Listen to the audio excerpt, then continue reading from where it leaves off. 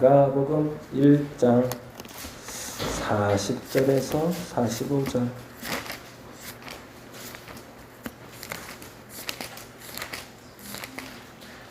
네, 프린트 안 갖고 오신 분들은 프린트 가지고 저기 갖다 주겠네요. 네. 마가복음 1장 40절에서 45절까지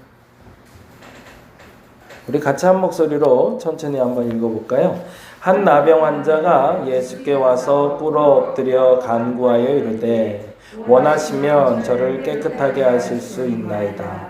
예수께서 불쌍히 여기사 손을 내밀어 그에게 대시며 이르시되 내가 원하노니 깨끗함을 받으라 하시니 곧 나병이 그 사람에게서 떠나가고 깨끗하여진지라. 곧 보내시며 엄히 경고하사 이르시되 삼가 아무에게 아무 말도 하지 말고 가서 내 몸을 제사장에게 보이고 내가 깨끗하게 되었으니 모세가 명한 것을 드려 그들에게 입증하라 하셨더라. 그러나 그 사람이 나가서 이 일을 많이 전파하여 널리 퍼지게 하니 그러므로 예수께서 다시는 드러나게 동네에 들어가지 못하시고 오직 바깥 한적한 곳에 계셨으나 사방에서 사람들이 그에게로 나아오더라. 아멘.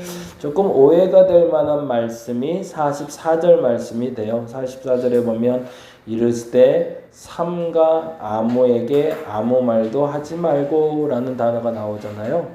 이 말이 사실은 왜 고침받은 일에 대해서 말하지 말라고 그랬을까라는 질문을 던지게 되는데요. 그 말에 대한 대답을 오늘 줘요. 사실은 나병이 고침받았다는 건 복된 소식이죠. 그리고 그 소식을 전해질수록 예수에 대한 소식은 전해지니 더 행복해질 수도 있고 더 나아질 수도 있는데 그 대상이 누구냐가 문제예요. 나병이 고쳐졌을 때 그 나병이 고쳐졌다는 건 지금 같은 경우는 병원에 가서 의사에게 진단받고 결과를 받아오면 되지만 과거 이스라엘에서는 레위인, 더 정확히는 제사장에 가서 검증받게 돼 있었거든요. 그래서 제사장이 봐서 이 사람이 나병이 낫다라고 확증을 해줘야 마을 안으로 들어올 수가 있었는데 문제는 안타깝게도 이 사람이 그걸 하기에는 제사장을 만나게 되면 제사장이 물어보겠죠. 어떻게 나병이 낫냐고. 그럼 거짓말할 필요는 없잖아요. 그래서 일부러 거짓말하지 않고 그대로 얘기하면 예수께서라는 단어가 나오겠죠. 그러면 이제 그때부터가 이제 문제가 터지는 거니까. 그래서 그거를 좀 염려해서 어미라는 표현을 쓰시죠. 누구에게서 낫다 이런 거 말하지 말고 네 병이 낫다고만 얘기해라. 그것만 해도 거짓말은 아니니 그것도 족하다라고 했는데 그러나 라고 그랬죠. 그러나 45절에 보니 그 사람이 나가서 이 일을 많이 전파했대요. 그러면 누구에게도 얘기했다는 거예요? 제사장 말고 사람들에게 사방팔방 말하고 다녔다는 거죠. 그래서 결과가 어떻게 됐냐는 거죠. 널리 퍼지니까 좋은 것 같은데요. 그러므로 라고 돼 있죠. 뭐라고 돼 있어? 예수께서 다시는 드러나게 동네에 들어가지 못하더라 라고 되어 있어요. 어찌 보면 내 생각에 옳다 여겨지는 일이 있는데 그 일이 주님 앞에서는 아니다 여겨질 때가 있어요. 그때 멈출 수 있는 게 지혜인데요.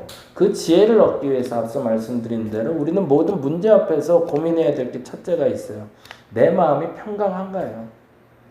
내 마음에 감정의 기복이 있다면 그때부터는 불안해져요. 지금 나병 환자의 마음은 어떤 마음일까요? 들떠 있었겠죠. 얼마나 행복했겠어요? 평생을 나병으로 살다 그 병이 나시면 얼마나 행복해요. 그 들뜬 마음에 그걸 감추지 못하고 폭발한 거죠, 사실은. 나쁘진 않아 보이죠. 근데 그것이 누구에게 해가 되기도 하더라는 거죠. 왜 그런 거죠? 내 감정을 내가 컨트롤하지 못해서 그렇습니다. 기도응답도 마찬가지입니다. 기도응답도요, 평강 가운데 답을 찾으셔야 돼요. 문제가 생겼어요. 기도하고 싶어요 라고 하는데 제가 잠잠히 머물라는 이유는 거기에 있어요. 그리고 하나님 음성 들으라는 얘기는 거기에 있어요.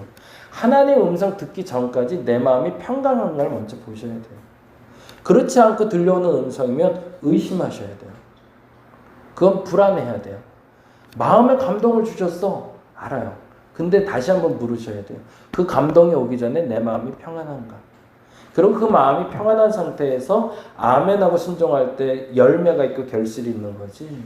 들떠있는 상태, 좋은 상태의 들뜸도 마찬가지고 불안한 상태도 마찬가지고 내 감정을 추스리지 못하는 상태에서의 기도 응답은 굉장히 위험한 칼이 됩니다. 그래서 그 부분을 여러분이 다시 한번 자각하시고 오늘 본문으로 들어가 보도록 하겠습니다. 자, 볼까요? 답을 찾기 힘든 세상이라고 되어 있는데요. 한번 보죠. 같이 적으면서 가겠습니다. 누구나 학창시절에 수학이나 영어 문제를 풀다 보면 잘 안 풀려서 고민했던 기억이 있을 겁니다. 그렇죠? 네, 뭐 고민 안 하셨던 분들도 있을 것 같고 그때는 그런 시험 문제가 가장 어렵고 힘든 일인 줄 알았는데 살다 보니 인생의 문제는 그것과는 비교가 되지 않을 정도로 어렵습니다. 이유가 뭘까요? 수학이나 영어 문제는 네, 그렇죠. 답이 정해져 있어요. 그러니까 정답이 정해져 있어요. 정답이 정해져 있지만 인생의 문제는 정답이 없기 때문에 그래요. 모든 사람에게 똑같이 적용할 수 있는 문제 해결이라는 게 없습니다. 어떤 사람은 부자로 만들어주는 게 정답이고요. 어떤 사람은 가난하게 만들어주는 게 정답이고요. 어떤 사람은 아프게 하는 게 정답이고 어떤 사람은 낫게 하는 게 정답이에요. 예수 믿는다고 다 병이 나면 좋겠는데 그게 아니더라는 거예요. 어떤 사람의 정답은 그게 아니에요.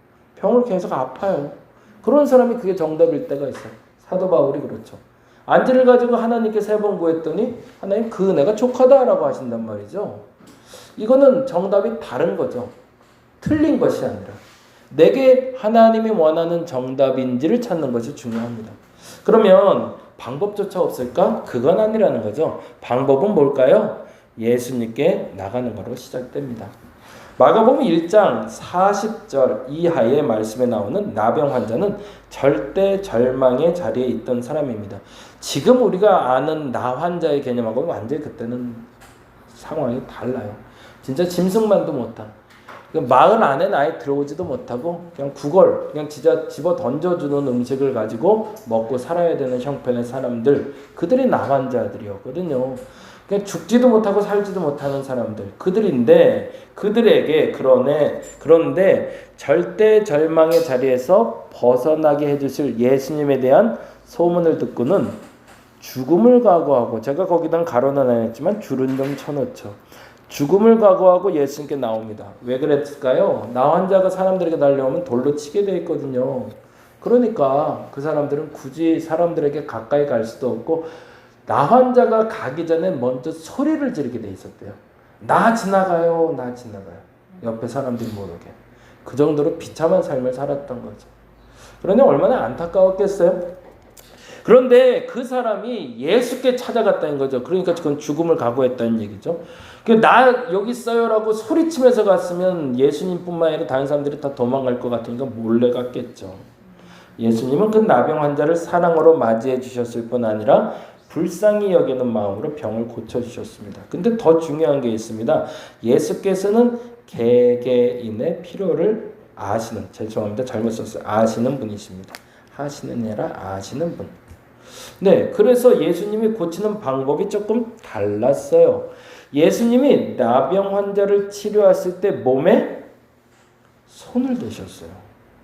이건 진짜 하지 말아야 될 행동이거든요. 나 환자에게 손을 대는 건 옛날에 전염된다고 생각했나 봐요. 이게 만지지 못하는.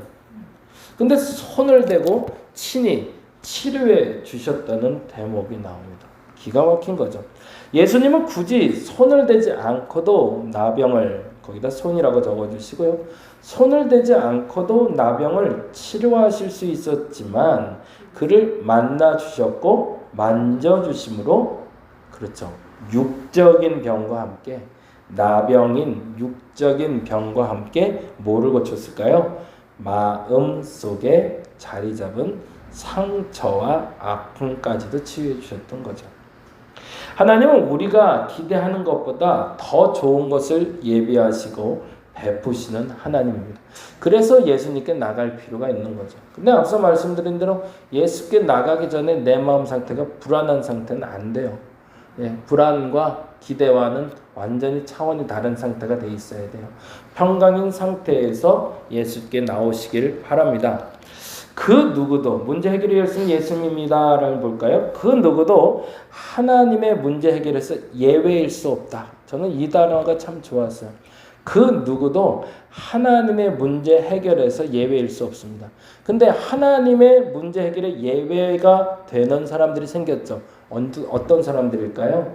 하나님께 나오지 않는 사람들이죠. 하나님께 나오기만 한다면, 하나님 앞에 솔직하게 고하기만 한다면 하나님 그 문제 해결의 열쇠를 주실 텐데, 안타깝게도 우리가 그 앞에 나가지 않기 때문에 문제가 되는 거죠. 하나님의 방법은 이렇기 때문입니다. 풀지 못할 문제는 없다요. 하나님 앞에서는 풀지 못할 문제는 없습니다. 단지 내 뜻과 다를 수도 있다라는 거죠. 네. 그럼에도 불구하고 하나님 앞에 못 푸는 문제는 없습니다. 근데 이 이유는 뭐 때문일까요? 사랑의 능력 때문입니다. 이 단어가 참 재밌는 단어예요. 하나님께서는 풀지 못할 문제가 없는 이유는 그분은 사랑이시기 때문에. 사랑하면 뭐가 보일까요? 필요가 보여요. 그렇죠? 사랑하면 그 사람이 뭐가 필요한지가 보여요.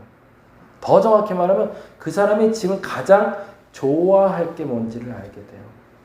그래서 하나님은 우리의 모든 문제를 풀 수 있다라고 얘기하는 겁니다. 하나님은 만약 공의의 하나님이기만 한다면 하나님 문제 해결을 해주진 않으세요. 심판을 하실 뿐이죠. 그리고 내가 실수했을 때 하나님 그 대가를 치르게 하시는 게 공의의 하나님이라면, 사랑의 하나님은 내가 문제를 안고 있을 때 사랑의 눈으로 바라보시고 내 필요를 채우신다는 겁니다.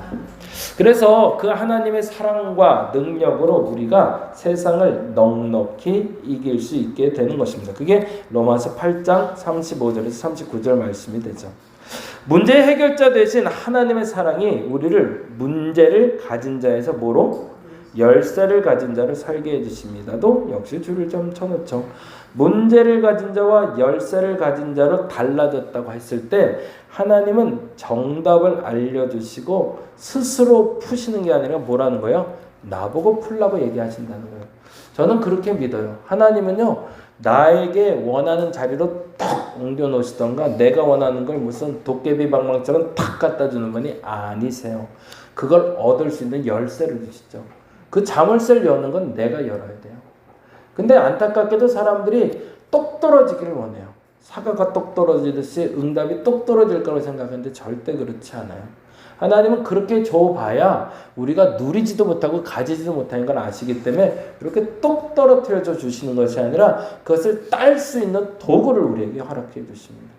그러니까 내가 지금 문제를 놓고 기도한다고 한다면 첫째는 뭐죠? 참 평안이 내게 있는가?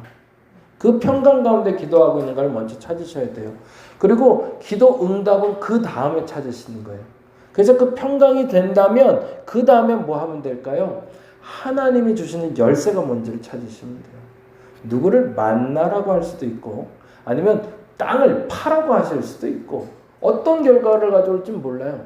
그런데 그것을 순종하게 될 때 나는 그 열쇠로 열고 그 문제를 해결할 수 있는 시작을 만나게 된다는 거죠. 그래서 기적의 구경꾼에서 주인공으로 바뀌게 됩니다.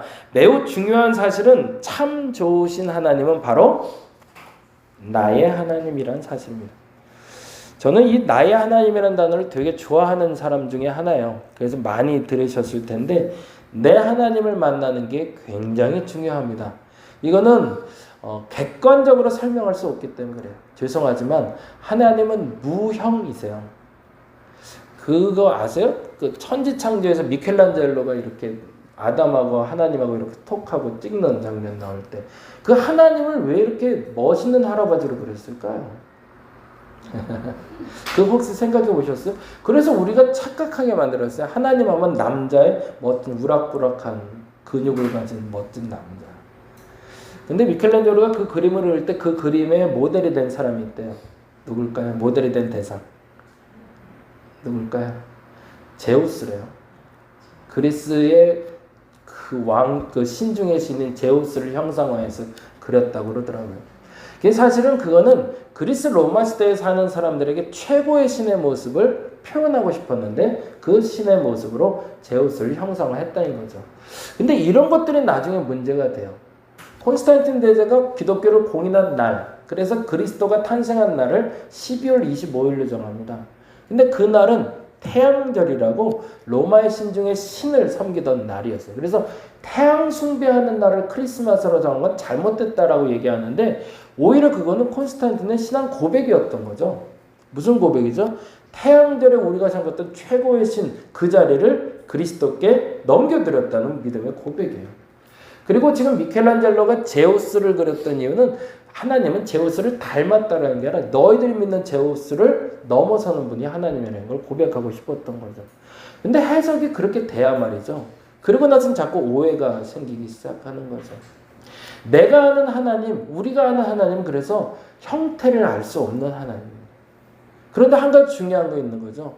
미켈란젤로의 고백에선 최고의 신 중의 신이 제우스보다는 넘어서는 신이 나의 하나님이었던 거.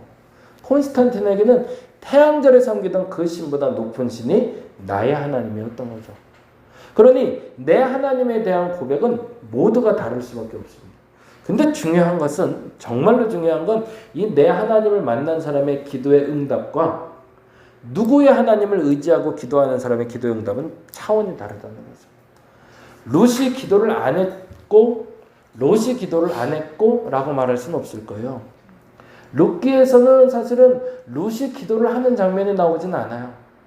아마도 나오미가 기도를 했겠죠. 롯도 마찬가지고. 롯이 직접 기도할 때도 있었지만 롯의 기도보다는 누구의 기도에 응답된 거죠? 아브라함의 기도에 응답되고 있는 거죠. 그러다 보니 그들에게는 생존의 문제는 해결이 되지만 그 나머지 문제는 해결이 되질 않아요.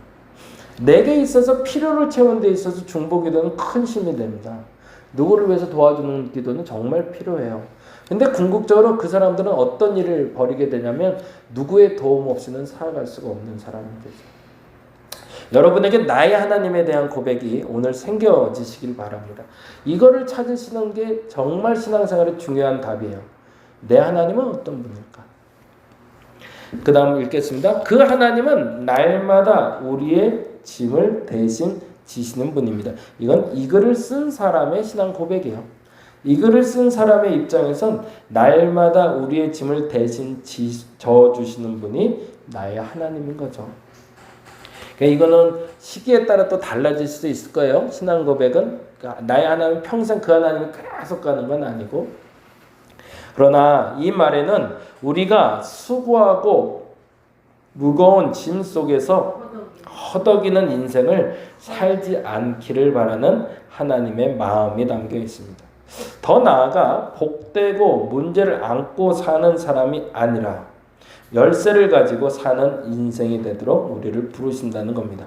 하나님의 초청에 나아가는 자는 그래서 관람객이 아니라 주인공이 될 수 있습니다. 자, 이제 여러분이 질문하고 답하셔야 돼요. 여러분 스스로 거기다 적어놓고 이제 기도할 건데요.